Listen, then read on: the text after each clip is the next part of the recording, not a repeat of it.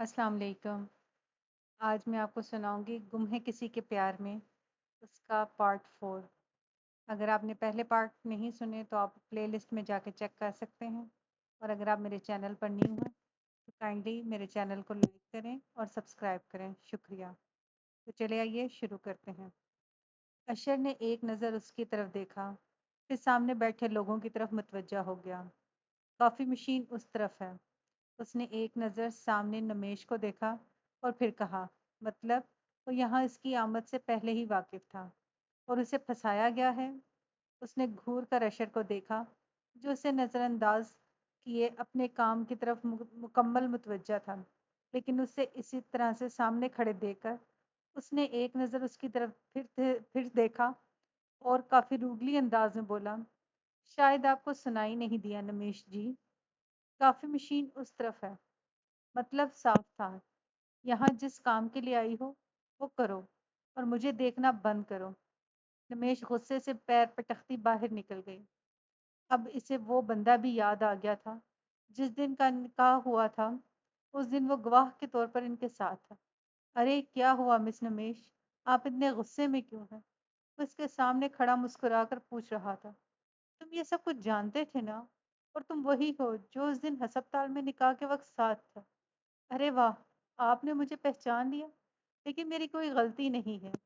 मैंने वही किया जो आपके शोहर ने मुझसे करने के लिए कहा। नहीं, मैं वापस जा रही हूँ, वो इंतहाई गुस्से से कहते वहां से जाने लगी तो वासिक ने कहा, आप ऐसे नहीं जा सकते। आपने कॉन्ट्रैक्ट पेपर साइन किया है। 6 महीने तक आप नौकरी नहीं छोड़ सकती। अगर आपने इस नौकरी को छोड़ा तो फौरी तौर पर आपको हमारी कंपनी को 5 लाख देने पड़ेंगे, और अगर आपने नहीं दिए तो आपको जेल भी हो सकती है। वो इसे समझा रहा था या धमका रहा था, वो समझ नहीं पाई। तुम लोग मुझे जेल भेजोगे? मुझे वो उसे घूरते हुए बोली। वासिक ने हाँ में सर हिलाया। मेरा बॉस अंदर आपका इंतजार कर रहा है, और आपकी काफ़ी का भी। अगर आप जेल नहीं जाना चाहती तो काफ़ी बनाना इतना मुश्किल काम नहीं है, और सैलरी भी अच्छी खासी है। कभी सुना है काफ़ी बनाने वाले को 50,000 मिल रहे हों, वो भी 1 महीने के? ज़रा अकल से काम लें, बॉस को काफ़ी दें। खुदा हाफिज। वो इसे डराते हुए दोबारा अपने कैबिन की तरफ चला गया था, जबकि वो सच में डर गई थी। वैसे भी उसकी ज़ात से अशर को कौन सा कोई फ़ायदा था जो इसे जेल से आने से बचाता। वो दरवाज़ा खटखटाए बगैर अंदर दाखिल हुई, और शायद यही बात अशर को गुस्सा दिला गई। मिस नमेश, आपको तमीज़ नहीं है कि किसी के रूम में आने से पहले नॉक किया जाए? दोबारा बाहर जाएं और दरवाज़ा खटखटाकर मेरी इजाज़त के बाद अंदर दाखिल हों। उसके इस अंदाज से कहीं भी नहीं लग रहा था कि वो मजाक कर रहा है। मतलब वो इसकी इतनी ही बेइज्जती कर रहा था, लेकिन इस वक्त उसके जहन पर जेल जाने का खौफ सवार था। वो बाहर गई, दरवाज़ा खटखटाया। अशर की आवाज़ पर वापस अंदर ऑफिस में आई और बिना किसी को मुखातिब किए कॉफ़ी बनाने लगी। अशर को उसका गुस्से से भरपूर चेहरा देखकर मज़ा आ रहा था। थोड़ी देर में वो लोग उठकर बाहर चले गए। नमेश को अशर के ऑफिस में ही कुर्सी दी गई थी। ये बात तो वासिक उसे बता ही चुका था। आपने मुझे धोखा देकर मेरे साथ ठीक नहीं किया। उनके जाते ही वो गुस्से से बोली, और तुम्हें शौहर को बताए बगैर इस तरह नौकरियां तलाश करने लगी थी, उसका क्या? वो भी उसे देखकर कहने लगा तो एक पल के लिए शर्मिंदा हुई, लेकिन फिर सोचा उससे जान तो छुड़ानी है, तो शर्मिंदगी कैसी? वो सर उठाकर बोली, तो क्या सारी जिंदगी आपके सहारे पर बैठी रहूं? आज नहीं तो कल मुझे नौकरी करनी ही पड़ेगी। तुम मेरी बीवी हो नमेश, मैं जिंदगी भर तुम्हारे साथ रहना चाहता हूँ, तुम्हारी जिम्मेदारी पूरा कर सकता हूँ। फालतू की बातें मुझसे मत करें। मैं यहाँ सिर्फ कॉफ़ी बनाने के लिए रखी गई हूँ। उसके एहसास दिलाने पर वह चिढ़कर बोली, क्योंकि अब भी दिल यही कह रहा था कि अशर इतना अच्छा नहीं जितना बन रहा है। उसका अंदाज ऐसा था कि अशर को शक हुआ कि बास वो है या सामने बैठी हुई लड़की। अशर ने सारा दिन उसे बहुत ज्यादा तंग किया था। उसे खुद भी तो मजा आ रहा था। नमेश का चेहरा सुर्ख टमाटर हो रहा था, लेकिन अशर बाज नहीं आया। शादी के पहले दिन से वो इससे तंग कर रही थी। अब आखिरकार अशर को अच्छा मौका मिला था उसे तंग करने का, तो वो उसे कैसे हाथ से जाने देता। सुबह से ऑफिस में जो भी आया था, अशर ने सबके लिए उसी से काफ़ी बनवाई थी। काफ़ी बनाते बनाते اس کے ہاتھ سچ میں تھک گئے تھے، لیکن اب اس کا یہ کام تھا جو اس نے کرنا تھا۔ وہ تو اس وقت کو پچھتا رہی تھی جب اس نے ان پیپرز پر سائن کیے۔ کیا سوچ کے اتنی خوشی سے اس نے سائن کر دیے تھے؟ کیا وہ اتنی ہی بے وقوف تھی کہ اشر کی چال کو سمجھ نہیں پائی؟ اللہ جی، یہ سب خواب بنا کر مجھے نیند سے جگا دیں، اس نے دل سے دعا کی تھی۔ لیکن یہ کوئی خواب نہیں بلکہ حقیقت ہے۔ لڑکی، تمہیں سنائی نہیں دے رہا؟ میں تمہیں کب سے کافی کا کہہ رہا ہوں؟ اشر نے اونچی آواز میں کہا تھا، کیونکہ وہ اپنے ہی خیالوں میں کیوٹ کیوٹ فیس بنا رہی تھی اور اشر بیچارے کے دل کی دھڑکن بلا کی تیز ہو رہی تھی۔ یہ لڑکی کیا ہوتا ہے؟ میرا نام ہے نمیش، اور بہتر ہوگا آپ مجھے میرے نام سے پکاریں، ورنہ آپ کو آپ کے اس آفس کے ساتھ اٹھا کر باہر پھینک دوں گی۔ وہ انتہائی غصے سے کیا بول رہی تھی، یہ تو وہ خود بھی نہیں سمجھتی تھی۔ وہ غصے سے کیا کہتی تھی اسے خود بھی پتہ نہیں ہوتا تھا۔ یار، مجھے تو ٹھیک ہے، لیکن میرے آفس کو کیسے اٹھا کر باہر پھینکو گی؟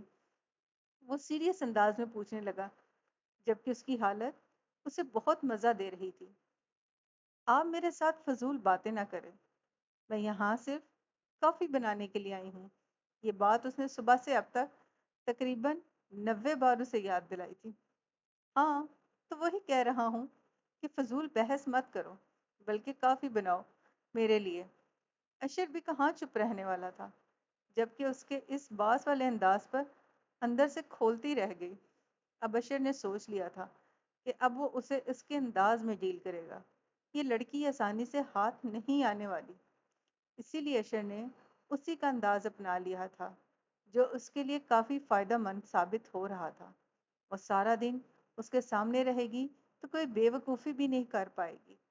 وہ تو شکر تھا چاچا نے پہلے ہی اسے فون کر کے بتا دیا کہ نمی صاحبہ نوکری کی تلاش کر رہی ہیں، اور ایسے میں اشر نے ان سے کہا کہ وہ اسے اسی کے آفس میں بھیج دے، وہ سب سنبھال لے گا، اور اس نے سب کچھ سنبھال لیا تھا۔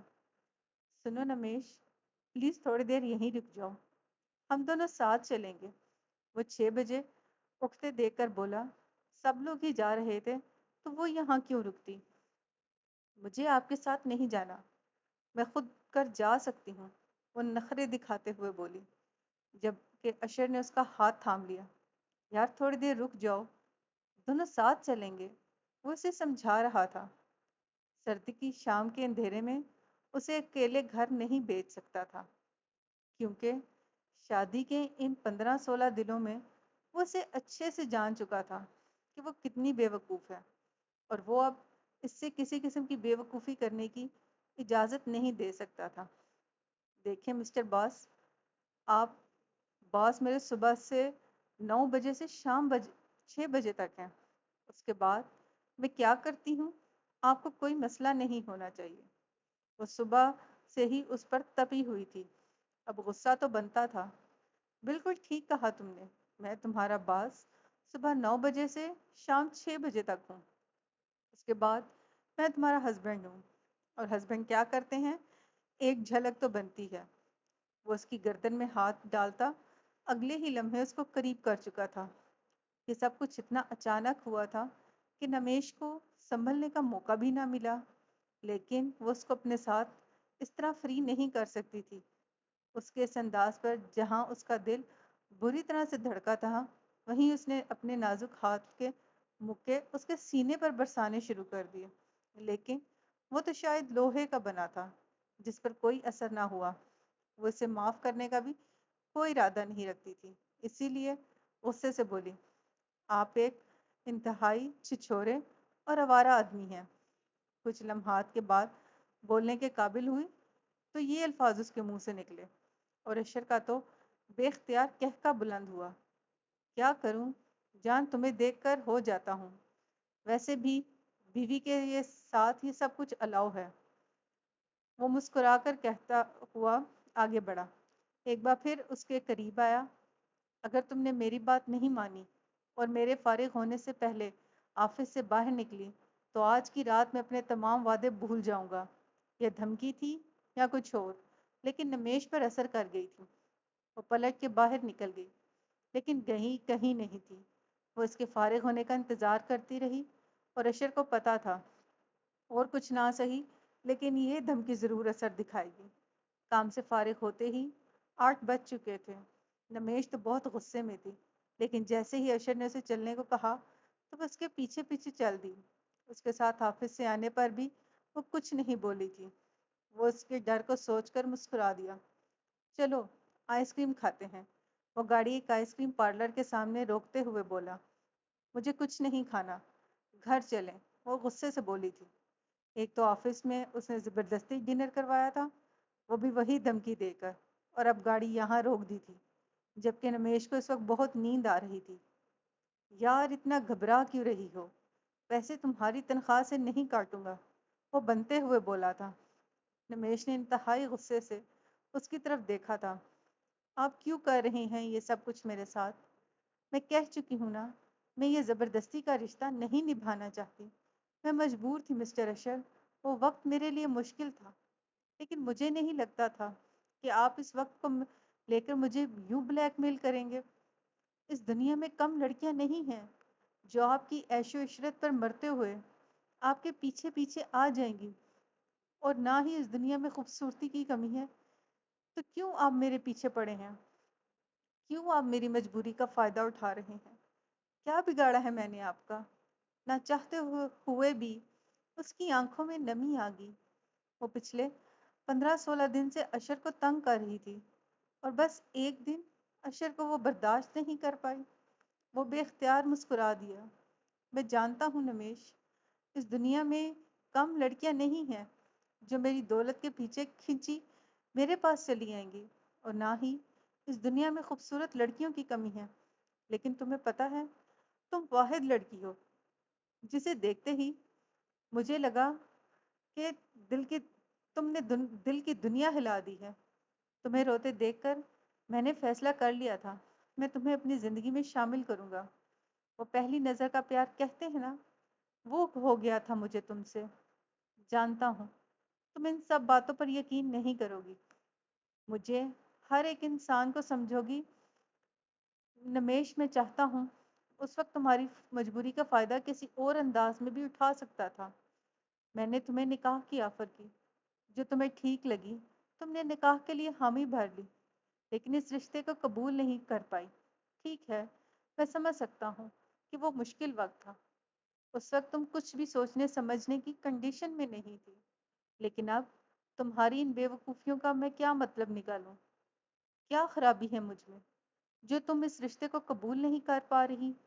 میں تمہیں دنیا کی ہر خوشی دے سکتا ہوں نمیش، لیکن تم مجھے ایک موقع نہیں دے سکتی۔ تم میری بیوی ہو نمیش، میں جب چاہوں جو چاہوں کر سکتا ہوں، لیکن اس کے باوجود بھی میں تمہیں اس رشتے کے لیے وقت دے رہا ہوں تاکہ تم سنبھل جاؤ، اس رشتے کو سمجھ جاؤ، لیکن تم اپنی بے وقوفیوں اور اپنی سوچوں کی وجہ سے نہ تو اس رشتے کو قبول کر پا رہی ہو اور نہ ہی مجھے سمجھنے کی کوشش کر رہی ہو۔ میں تم سے محبت کرتا ہوں یار، اتنی سی بات تم کیوں نہیں سمجھ پا رہی؟ اب بشیر کو غصہ آنے لگا تھا اور وہ اس کے غصے سے خوف زدہ ہو گئی تھی۔ میں اتنی خوبصورت نہیں ہوں، وہ نظر جھکا کر ممنائی تھی۔ مجھے کوئی خوبصورت لڑکی نہیں چاہیے نمیش، مجھے ایک ایسی لڑکی چاہیے جو مجھ سے پیار کرے۔ وہ اب بھی سمجھا رہا تھا۔ آپ کو کوئی بھی لڑکی مل جائے گی جو آپ سے پیار کرتی ہے، آپ اتنے دولت مند ہیں، اتنے امیر ہیں آپ۔ وہ پھر بولی تھی، عیش و عشرت، شہرت، دولت تو مجھے بہت ساری لڑکیاں مل جائیں گی، لیکن ایسا دل جو پیار کرے وہ تمہارے علاوہ اور کہیں سے نہیں ملے گا۔ وہ جیسے آج اسے کسی بھی طرح اپنی بات سمجھانا چاہتا تھا۔ مجھے کچھ سمجھ نہیں آ رہا، وہ اتنی دیر کے بعد بولے بھی تو کیا؟ وہی تو سمجھا رہا ہوں میری جان، سمجھنے کی کوشش کرو گی تو کچھ سمجھ آئے گا۔ میں جانتا ہوں تم مجھ سے پیار نہیں کرتی، اسی لیے سب کچھ کہہ رہی ہو، لیکن تم مجھے ایک موقع تو دو۔ میں تم سے بس ایک موقع مانگتا ہوں، تم کو خود مجھ سے پیار ہو جائے گا۔ نمیش، تم مجھ سے پیار مت کرو، بس میرے پیار کو سمجھو۔ میں تمہارے ساتھ کوئی زبردستی نہیں کروں گا اور نہ ہی تمہیں فورس کروں گا۔ مجھے تھوڑا وقت دو اگر میں تمہارے دل میں اپنی جگہ نہیں بنا پایا تو وہی ہوگا جو تم چاہوگی، ٹھیک ہے نا؟ لیکن اپنی بات پر قائم رہو۔ وہ اس کی بات کاٹ کر بولی۔ وہ اشر نے اداسی سے مسکرا کر کہا، ہاں۔ اب بھی وہ اس کی بات کو سمجھنے کی بجائے وہ اپنے انداز میں اس سے کی بات کو لے چکی تھی۔ اس کے دماغ میں اس وقت بھی اشر کو چھوڑنا ہی تھا، لیکن اشر محبت میں مجبور تھا، اسی لیے چپ ہو گیا۔ شاید محبت ایسی ہی ہوتی ہے۔ جس دن سے اشر نے اس کے سامنے اپنے جذبات کا کھل کر اظہار کیا تھا، اس نے بھی اسے تنگ کرنا چھوڑ دیا تھا۔ وہ ایسا کوئی کام نہیں کر رہی تھی جس سے اشر کو شک ہو کہ وہ ابھی تک اس کے معاملے میں اس نے دل کو مطمئن نہیں کر پائی۔ اشر نے اس سے 1 مہینے کا وقت مانگا تھا، جس میں سے 1 ہفتہ گزر چکا تھا۔ وہ دونوں صبح ایک ساتھ آفس جاتے، شام کو ان کے ایک ساتھ ہی واپسی ہوتی۔ وہ سارا دن اشر کے آفس ہی میں رہتی۔ اس کا سارا دن کافی بورنگ گزرتا کیونکہ اشر زیادہ تر اپنی میٹنگ میں ہی مصروف رہتا۔ آفس میں اس کا زیادہ تر وقت اکیلے ہی گزرتا تھا کیونکہ اشر میٹنگ کے سلسلے میں باہر رہتا۔ باقی سب کچھ تو ٹھیک تھا، لیکن اسے آفس میں موجود اشر کی سیکرٹری بالکل پسند نہیں تھی۔ کہنے کو تو بہت ماڈرن، بولڈ اور اسٹائلش لڑکی تھی، لیکن اس نے نوٹ کیا تھا کہ وہ اشر کے ساتھ کچھ زیادہ ہی چپکتی ہے۔ ہر وقت اس کے آگے پیچھے گھومتی رہتی ہے، کبھی ایک کام تو کبھی دوسرے کام کے لیے آفس میں آتی ہے۔ اور سب سے بری بات جو اسے لگتی تھی وہ تھی اس کا بے تکلفی سے اپنے لیے کافی بنانے کا آرڈر دینا۔ اس وقت بھی وہ دونوں ایک ساتھ ہی کسی میٹنگ کے سلسلے میں باہر جا چکے تھے، جبکہ وہ اندر بیٹھی بور ہو رہی تھی۔ ایک بار اپنے لیے کافی بنا کر پی اور پھر اشر کا پورا آفس چیک کرنے لگی۔ اب تو اسے ایک ایک چیز زبانی یاد ہو چکی تھی کیونکہ اس کا سارا دن یہیں پر گزرتا۔ کہنے کو تو اشر اس کے سامنے محبت کے بڑے بڑے دعوے کرتا تھا، لیکن اس کے اکیلے پن کی اسے اتنی سی بھی فکر نہیں تھی۔ سارا دن نہ جانے کہاں کہاں منہ مارتا رہتا ہے۔ مجال ہے جو ایک بار پوچھ لے کہ کیسی ہو بیوی۔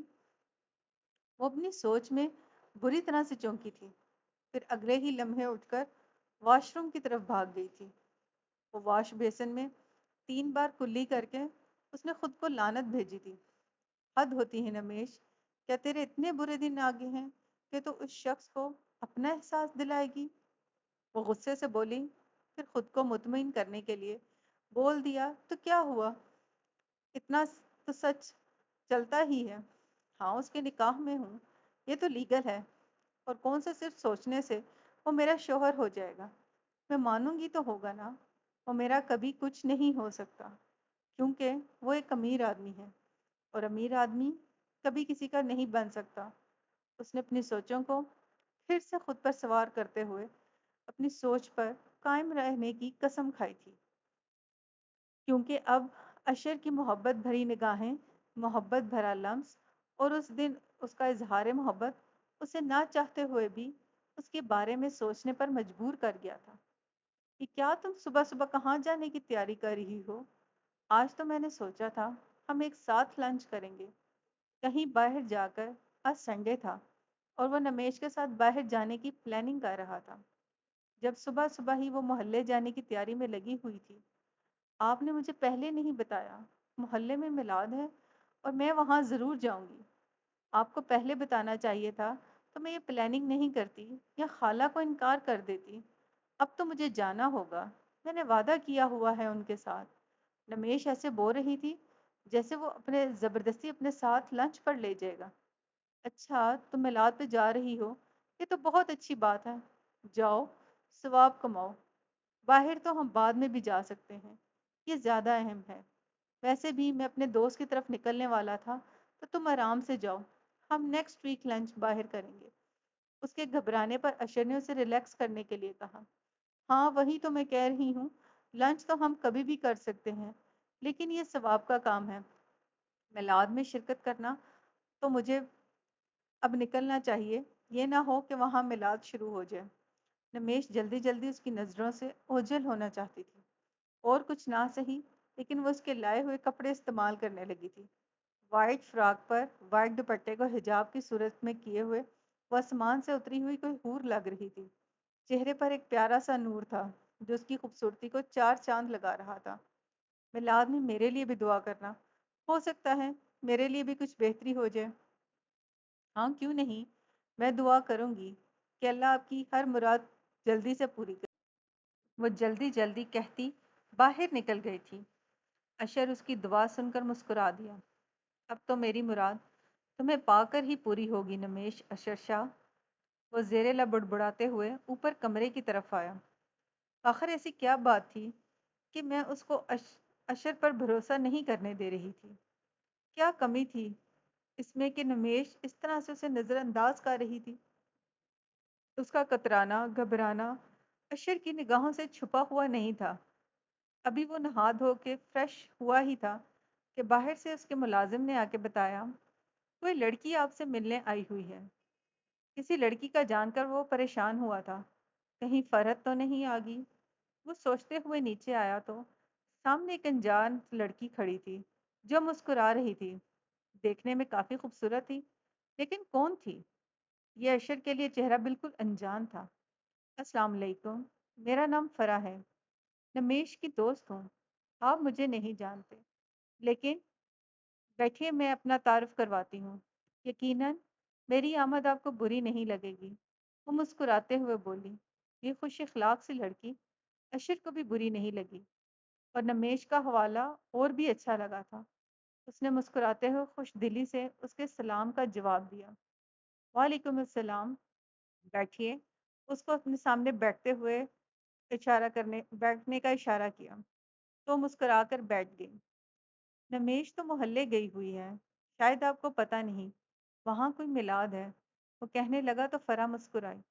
جی میں جانتی ہوں، دراصل جو بات میں آپ سے کرنے آئی تھی اس کے لیے نمیش کا یہاں ہونا یا نہ ہونا زیادہ بہتر ہے۔ کیا مطلب؟ میں سمجھا نہیں۔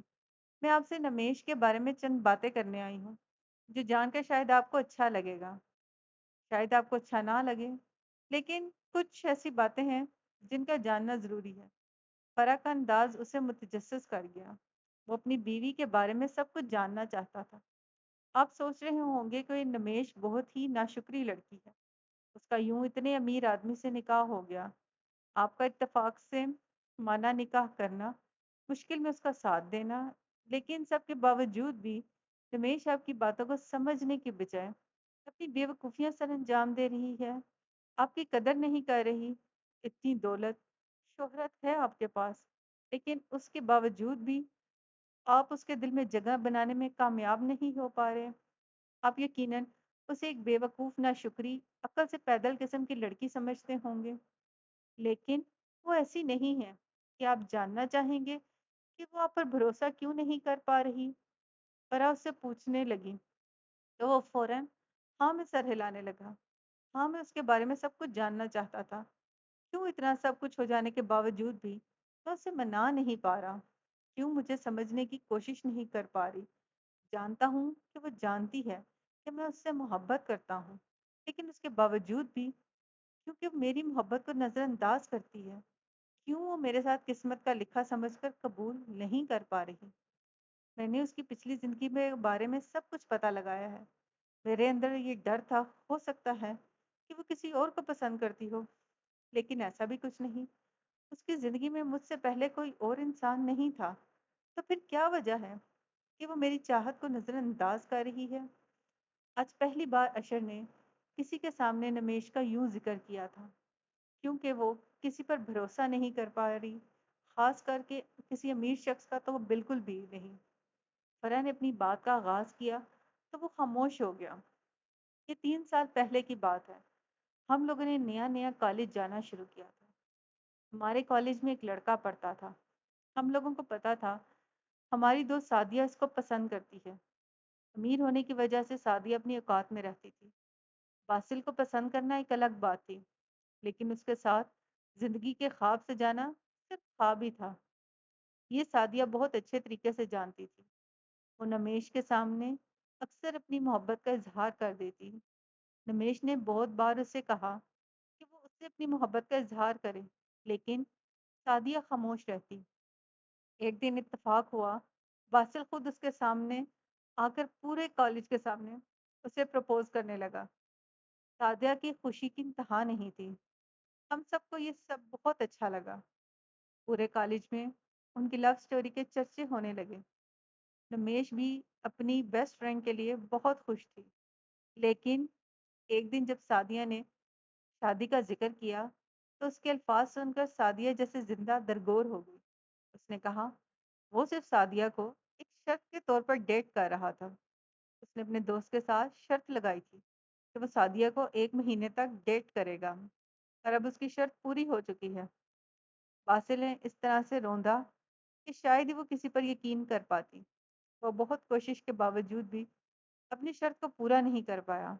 वो उसके दिल में अपने लिए मोहब्बत पैदा कर गया, लेकिन उसकी इज्जत के साथ नहीं खेल सका। उस दिन रमेश के दिल में बासिल के साथ साथ अमीर लोगों की भी नफरत पैदा होने लगी। वो अक्सर कहती कि अमीर लोग सिर्फ गरीब लड़कियों की जिंदगियां बर्बाद कर देते हैं। अब किसी अमीर शख्स पर यकीन करना रमेश के बस से बाहर था। सादिया बिल्कुल खामोश हो चुकी थी। उस दिन उसके घर किसी बहुत अमीर घर से रिश्ता आया था। उसके माँ बाप ने उसकी मर्जी जाने बगैर उसकी इस शख्स से शादी कर दी।